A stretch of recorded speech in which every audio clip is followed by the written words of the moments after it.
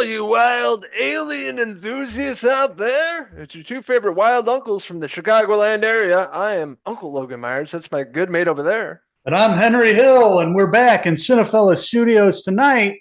That's because we've just made it back from the movie theater. These two face huggers are back for Cinephellas, and we're back to review the brand new film in the Alien franchise. This one's directed by horror master Fede Alvarez. We're talking about Alien Romulus.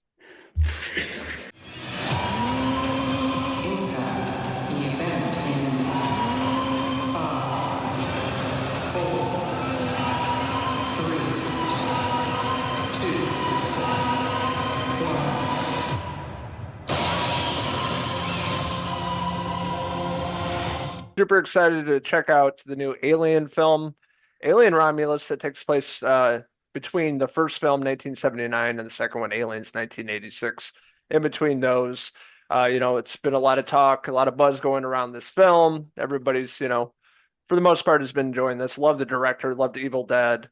What he did with that movie, it's gore fest. But this time around, taking on a different franchise with, of course, Alien, that the original film. So damn good, so spooky, and it really goes about it in the same kind of way with this film, more of a horror aspect to it compared to the action of Aliens with Cameron. That's what I really loved about this film. It went back to basics and really felt like a successor to the first movie, Ridley Scott. And that's, hearing about how Ridley Scott sort of signed off of this and gave Fede his blessing for this movie after he heard the pitch.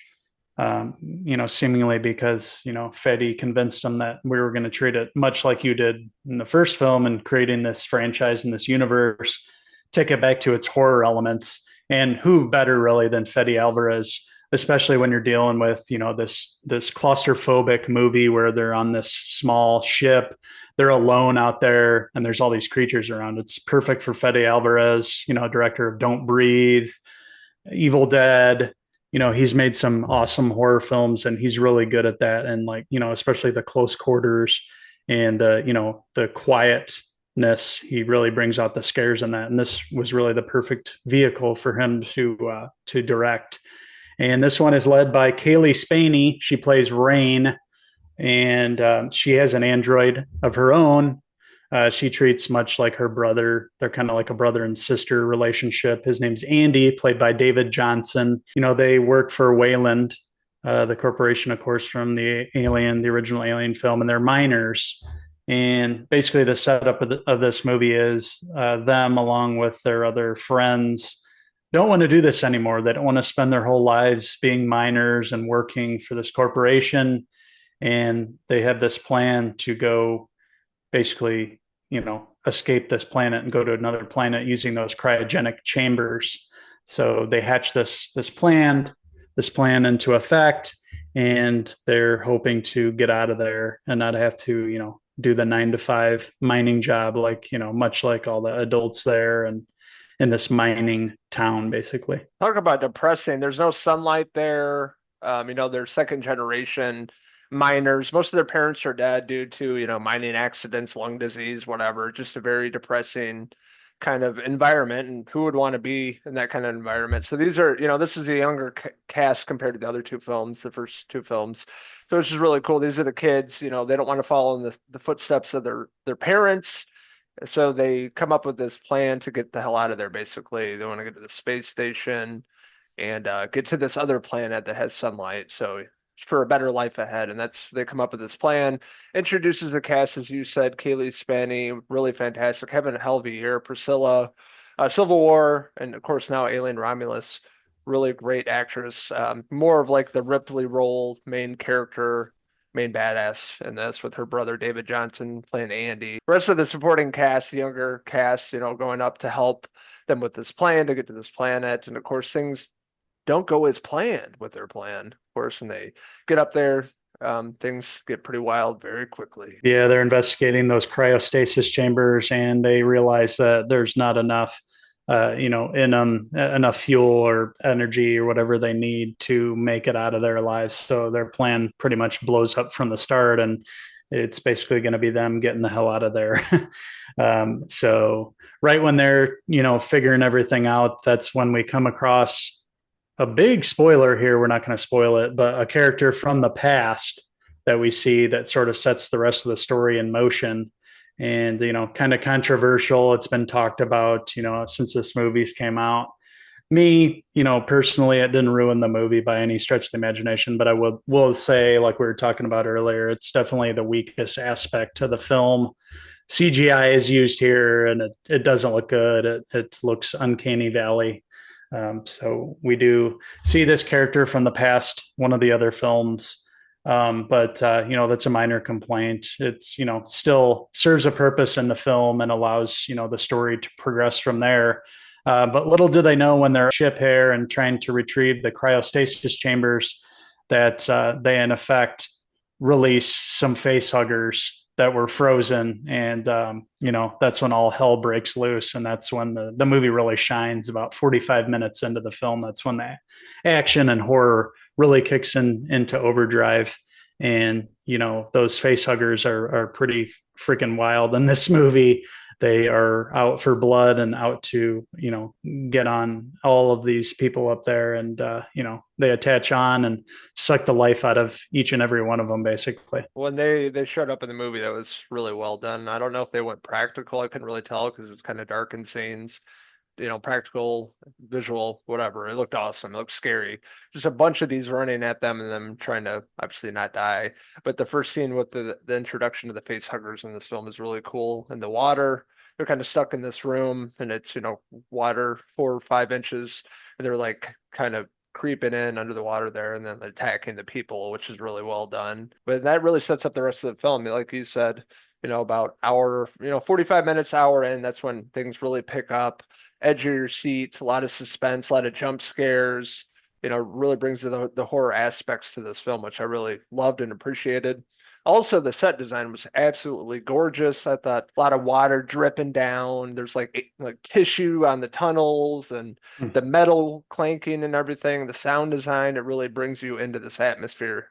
You feel claustrophobic and you don't know how to get out. And you feel like you're one of the cast members in this film and you're trying to get out of there alive. The set design is great. I was watching some behind the scenes of this, and they did use practical sets. They wanted to make it as realistic and as close to the first movie as possible. And this movie really feels like that.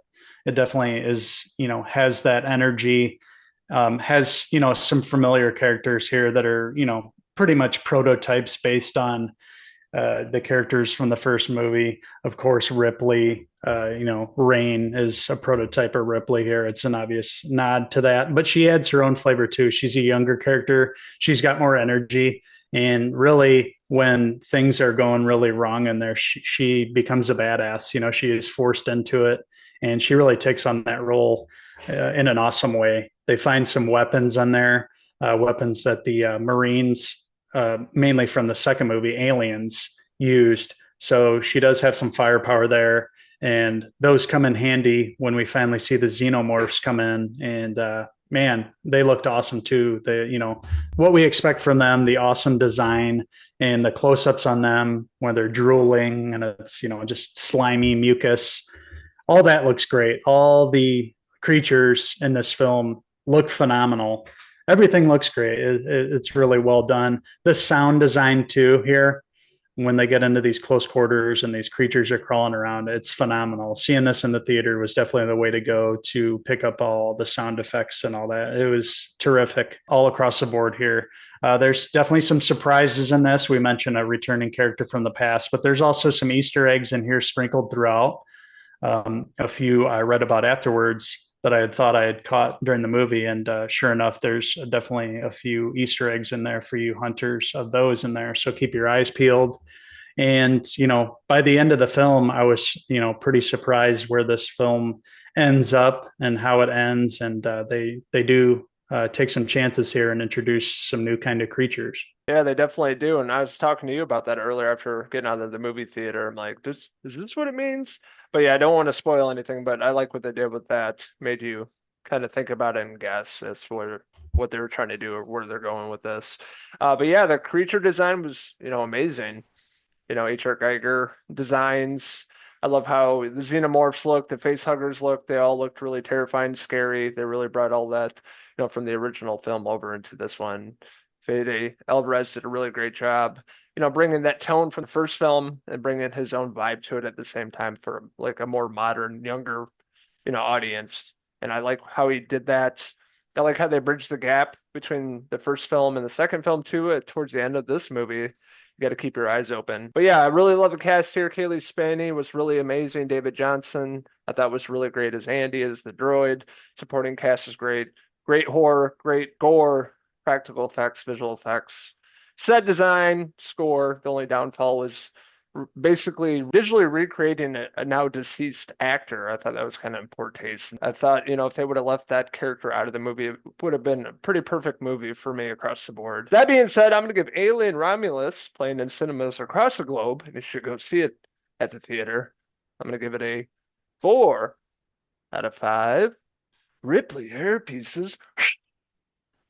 Oh yeah, I agree with you. I had a great time with this movie. That was unnecessary to bring that character back. They could have just showed a little clip on one of the screens there with the actual like old footage. Maybe, did something like that instead. It just kind of drew me out of the movie a little bit. But minor, when all said and done, the gore, the creatures, the set design, the sound design, I was into this movie from beginning to end. And I'm happy that it was successful at the theater. It did a lot better than people were expecting. Overseas, especially, it killed it. It keeps the Alien franchise alive and well. It still feels like there's life in this franchise, and that's great. We're going to get a TV series coming next from Noah Hawley. I'm really excited about that. He's a great director. Fargo, obviously, his TV series have been phenomenal. So I can't wait to see what they do with that and dealing with, the whole Wayland Yutani corporation, because there's just a lot in that alone dig in and dive into. And I'm happy that Ridley Scott's Alien franchise is alive and well in 2024. And Fede Alvarez, congratulations on your movie. And wouldn't be surprised if we get a sequel here. I can see us picking up, after this movie lets off with how it ends. So with that being said, I too am going to give Alien Romulus a 4 out of 5 Andy hair pieces. Yeah, I'd be on board for another movie too. I would love to see him direct it at the next chapter in this. I think there's still some life in it. I think it'd be in good hands with them.